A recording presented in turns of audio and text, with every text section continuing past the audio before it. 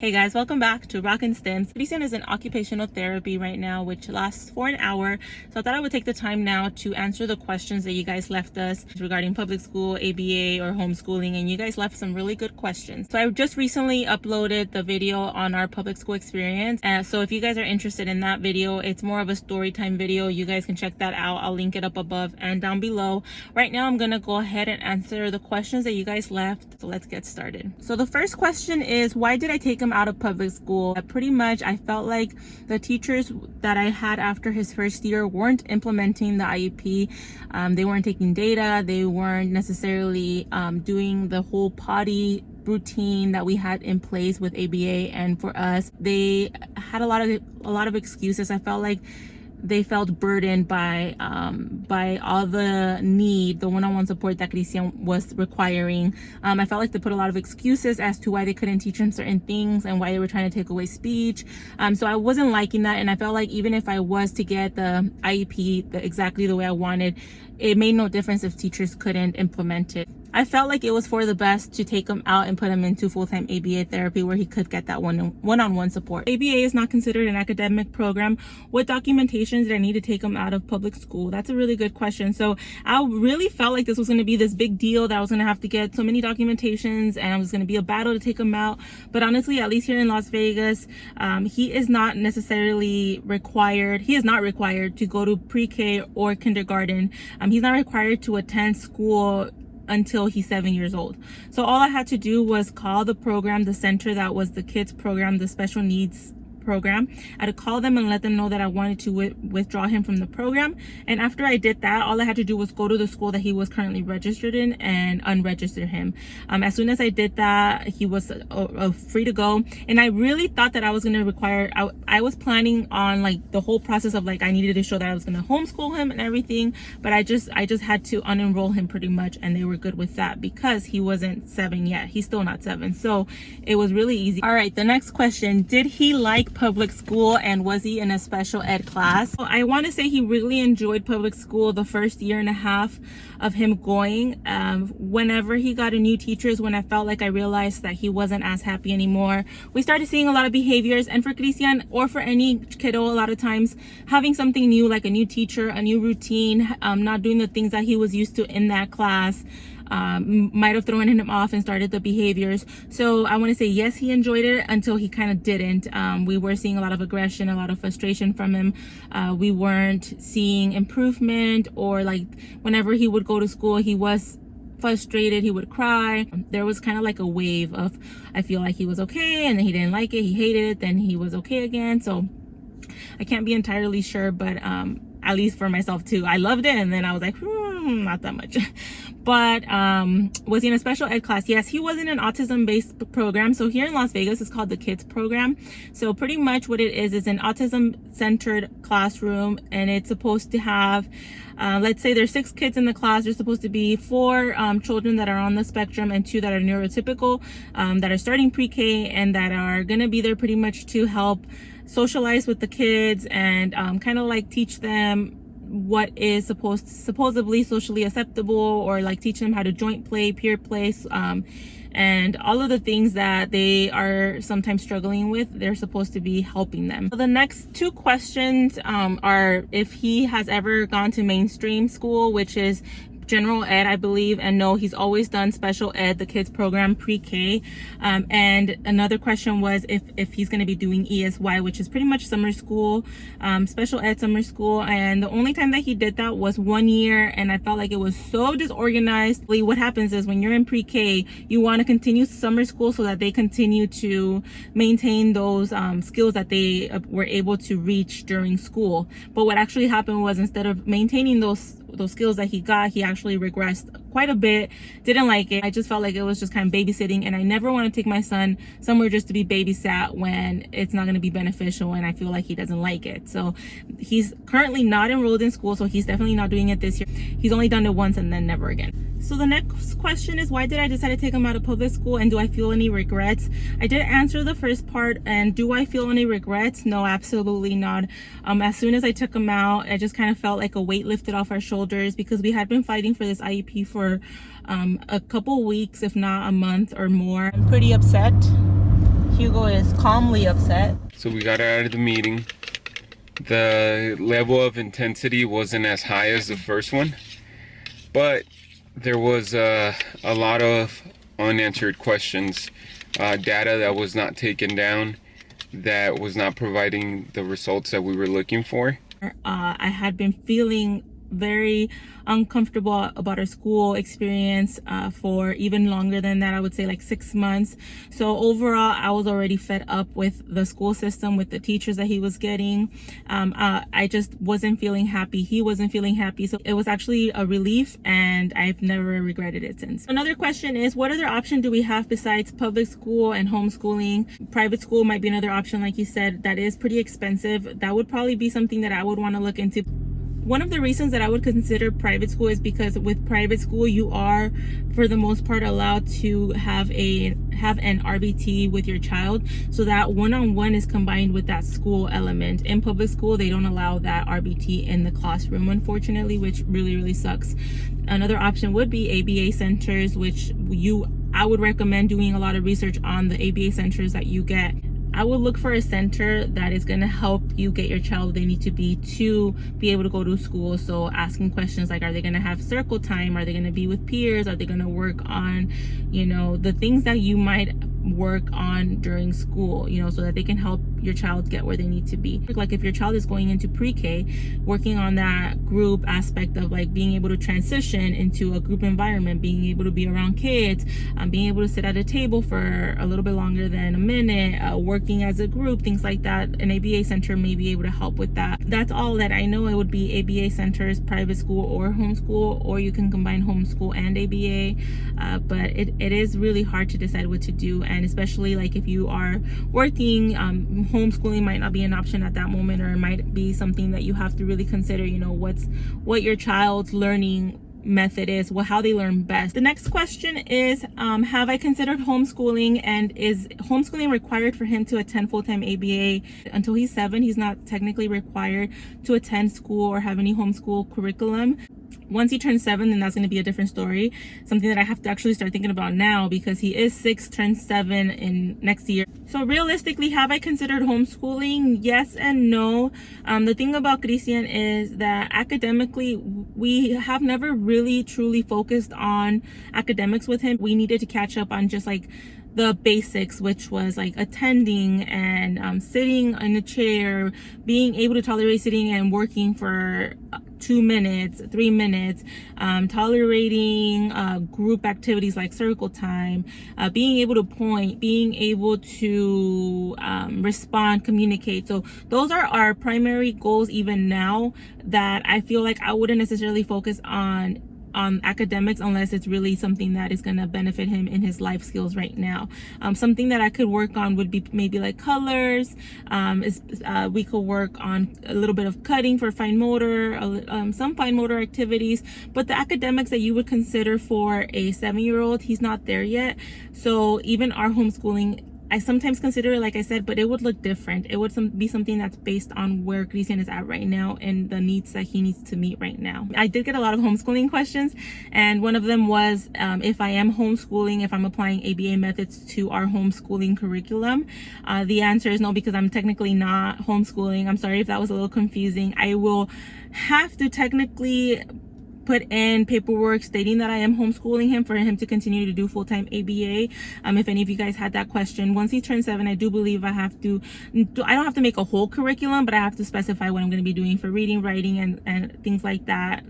Something simple. Like I said, I don't know how that's going to look right now because we don't necessarily focus on academics like that, but I would have to write something up. I hear it's pretty lenient here in Las Vegas. It's not like they're checking up on you or anything like that, but at that point, then I would write something up for him. But in general, I apply ABA methods to our whole day. So this next question is in Spanish, and they are asking me a couple things. One of the questions is how I was comfortable leaving Christian in a public school. I know as a parent, I was freaking out. I was like, no, I can't.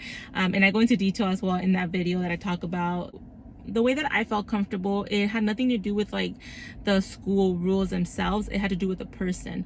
I felt so comfortable leaving Christian with his first teacher just because of the way that she presented herself to me, the way that she introduced herself, talked to Christian, continued to send me messages about his day, about his progress. Just picked up Christian from school. He had a really good day. His teacher wrote down some notes. We get my daily sheets, things like this, and it looks like he did really good today. He's always communicated with me the best she could at that time. That made me trust her and her team.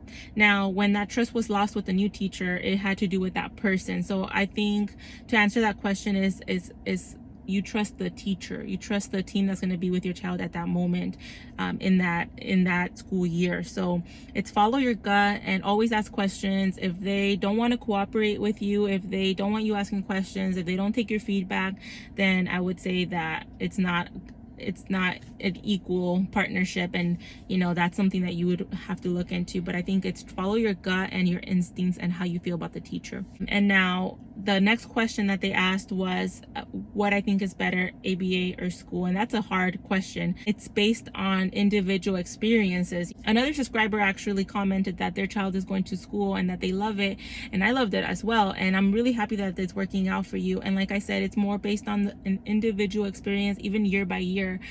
My son needed a lot of one-on-one right now. It doesn't mean that I think the school system in itself sucks, or that I would never want him to go back to school, or that the goal is ABA all the time. It's just that he needs it right now. So I can't necessarily say that one is better than the other, but I do feel like if your child needs a lot of one-on-one support, ABA might be the way to go, at least for a little while. Sometimes kiddos are very adverse to just like the sitting in the chair at a desk. So, building up to it. And if your child is not there yet, going to pre-K, they might be able to help, but it's not going to be that one-on-one. Like that one-on-one is key to get them where they need to be, I feel like.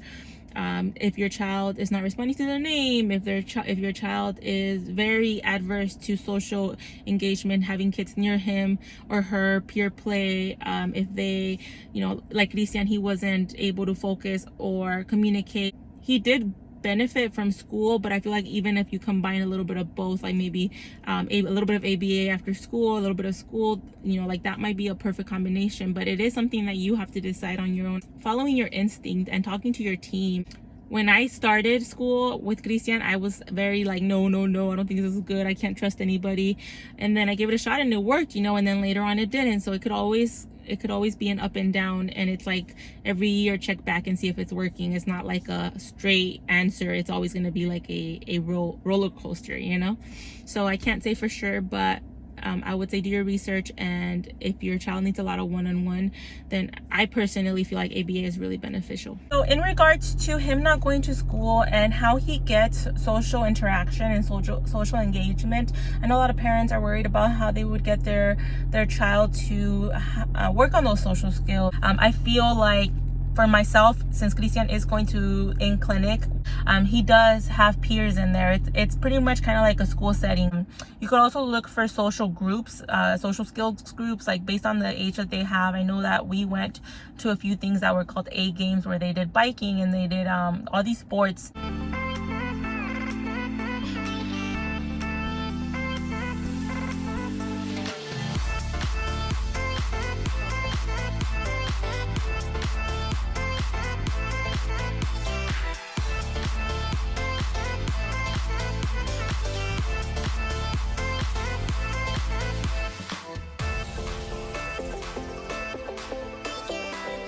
So I'm sure that you guys can find a lot of resources where you guys can have social dates, group play, anything like that. I feel like it's a little bit easier to find ways to get your kiddos to socialize and have group activities. So does Christian have specific goals, and does the ABA Center keep track of those specific goals? And yes, and they also ask if Christian has regressed during the pandemic. So those are a lot of good questions. Yes, Christian has a lot of very specific goals, like matching targets, receptive targets, for sure communication targets.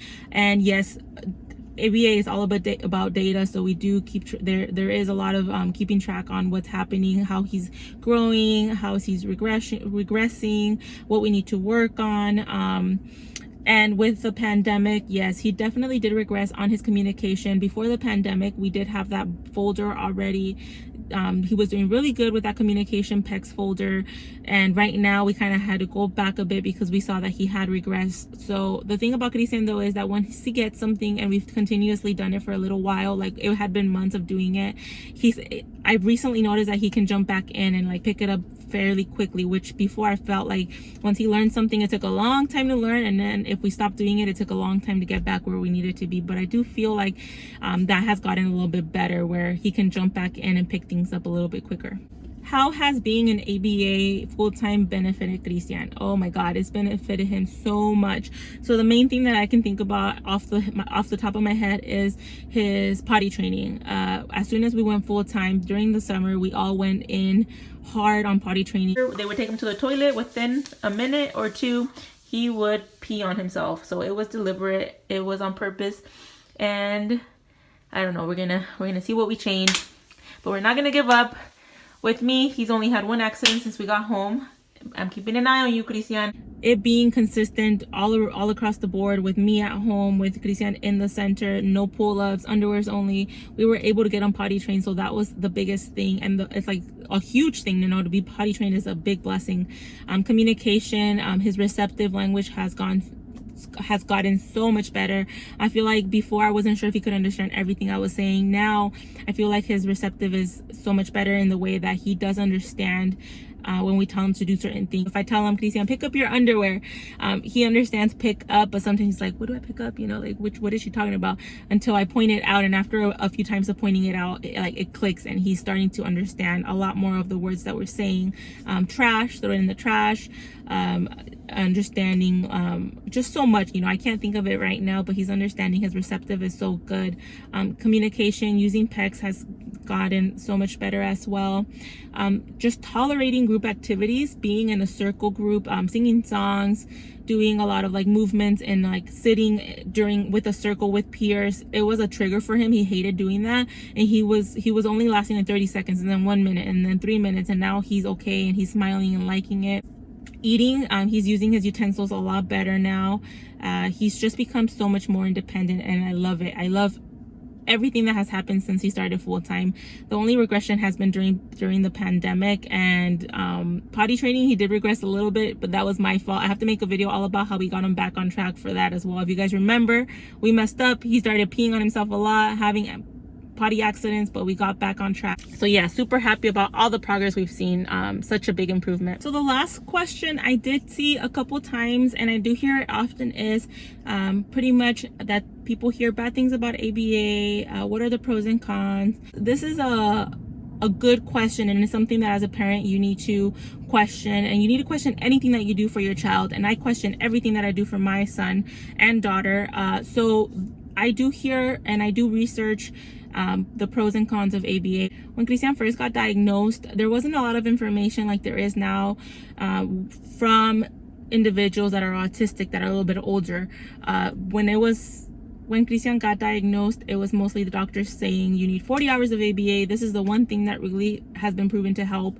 And even at that moment, I was like, dang, 40 hours sounds like a lot, but he needs it. I never did 40 hours. I don't know of a lot of people that do 40 hours, because that is a lot of hours for a little kid. So first of all, I feel like that's just like a suggestion, and it never really happens. So also because the hours are just not there, it's a struggle just to get those services. I work in the ABA field. I work in an ABA center. Seeing it as a mom, the way that they treated Christian, seeing how much progress it was, it made me want to become a therapist. So just seeing it through an RBT, working with my son, made me want to help other kids on the spectrum and my son. It made me want to learn more. And as I learned more, and as Christian was getting therapy, I saw what I would want and what I wouldn't want. I had great therapists that have been with Christian, and I've only had one that I didn't like. And that's not to say that she ever abused him, that I didn't like her as a person. It was to say that I didn't think she was a good fit for a behavior therapist for him, maybe even in general. There are some people that are just not cut out for the job. I felt like she wasn't hyper enough for him, couldn't handle his behaviors perhaps. Maybe she was frustrated easily. I just got the sense of her just feeling stressed. And whenever she felt like that, I'm sure Christian felt like that. So that's something that you as a parent, just like I said, like with teachers, you need to pick up on those things. I picked up on that, and I had her not be in his team anymore, and then I got another great RBT, you know. So it comes down to an RBT. That's a specific thing. One of the things that I want to touch on, I feel like you have to find the right RBT for your child. I've said it in the past. I feel like there's certain people that are really great and have the passion to be a teacher, and same thing applies for an RBT. There are people that just have that passion and that love and that commitment to kids, and I want to say that I'm like that. I want to say, I mean, I would hope so, but I feel like I love my job. And when I get a client, I want to do the best that I can for them. I want to read through their behavior plan. I want to make sure that I'm not messing up. If it's a new client to me, but not to ABA, I want to make sure that I'm not setting them back, because I care, you know, like that's the thing. You have to find somebody that cares about that child, you know, like not about the data, because yes, that's important, but like not about like, oh, the behaviors got to stop. It's about the child, you know.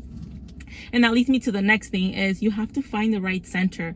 And that's hard because parents feel like they can't not shop around. I keep using shop around in the way I talk, but they have to look around for centers, and it sucks because there's always a waiting list. So you feel like any place that gets me, I would just love. But that's not the case, because there are, in the past, ABA was mostly table work, and it was, you know, suppressed stems, and that's horrible. And where I work, where Christian goes, they don't suppress the stems. All they do is, if you hear nice hands, is because we know we can't be grabbing things right now. We need to calm our hands. It's not when you're stimming. And if you are stimming in a moment of working, then yes, you know, like we need to calm down right now. And once we finish our work, you stim away, you know, like the BCBAs that I work for, they all tell parents like, hey, you know, if you stop the stimming, this is gonna just set him off to do another behavior. He needs that to regulate his body. They know these things. I love where I work, and I love working in goes, because they don't try to like say like, oh, he doesn't need stems. Like, they understand. They do their research, and they don't try to stop things that don't need to be stopped. You know, they want to stop the aggressive behaviors, and they want to, like, let's say if somebody's gagging, you have to work on that. If you are crying because something is not given to you, we have to work on communication, you know. But what I want to say is, you have to make sure that you know where you're sending your child. You know, ask questions, tell them what you want, tell them what you don't want, because if you just let them dictate whatever, and you go to a place that is all about table work, because not every place is created equal, I've come to learn.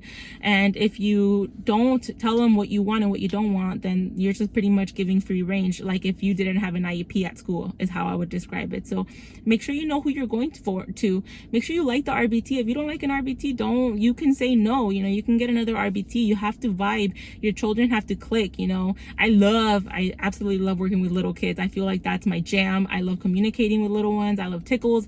I love playing. I have the energy. But I also do well with working with older kids, but I know where I'm the best at. So just know like who you get, and just like you have to like their energy, and your child has to like them. Little man is out of OT. Christian, you want to say hi? Say hi. Thank you. So I ran out of time, guys. Yeah, I do want to end this question by saying that I do hear the negatives, and I do take all of that into consideration, and I always will. When having services, it's not like oh, this is perfect, it's been working forever, I'm just not going to think about it. It's like I've said, every year, every month can be like a roller coaster. You could be perfect right now and then hate the next RBT, or hate the way that something was implemented, or not agree with something in the school or during therapy, but you always have to speak up. So if you are not certain about something, talk to your BCBA about it if they are having ABA therapies. If you don't want certain things to be worked on, tell them, you know, like, you're the mom, you're the person's advocate, you're your child's advocate. So make sure that you speak up for them. You know, I have always told them I want him to be able to work on adaptive skills. I want him to be able to live more independently, receptive skills. I don't care if Christian isn't looking at you in the eye when you're talking to him. I don't care if he is looking over here when he's working, as long as he's working. And his team understand that, you know. When we say, oh, you're not looking, it's because he's over here just like living his best life when we're supposed to work. You know, at that moment, yes, you know, like, oh, we need calm hands and we need to look. Once you look, then, you know, you're free to go. But same thing applies for children. You know, my daughter, she's not gonna watch YouTube videos all day, you know, like, did you do your homework? No. Well, then, you know, stop the TV, stop what you're enjoying, and go do work. Same thing applies for my son, you know. So I always tell parents, you know, like, do your research, you know, make sure you love the center that you're gonna take your child with, or make sure you love the therapist and his team, or your son or daughter's team if they're gonna be in home, wherever they are. You have to love the team, and yes, like, do your research and take everything into consideration. I wouldn't have gotten into this field if I went into this field and I saw firsthand like that kids were just doing 5 hours of table work primarily, no kind of social engagement. If they were always crying nonstop, because yes, sometimes your child cries because they're unhappy, but your child shouldn't be crying for therapy all the time. Your child should be happy to go to the center, happy to see your RBT, happy to, like, you know, like, see you afterwards, look happy overall, because, you know, like, they have to like you. One of the main things that you do when you get a new client is make, like, bond. You know, you have to find that bond, because your child will want to be with you, will want to work for you, work for Tickle, work for a game, play together, watch a YouTube channel video together. Like, you know, like, it's about being together. So if you guys don't have that bond, then you guys don't have that, like, work structure. I don't even know how to say this, but all I'm saying is that I do my research. So it's best to just do your research and follow your gut.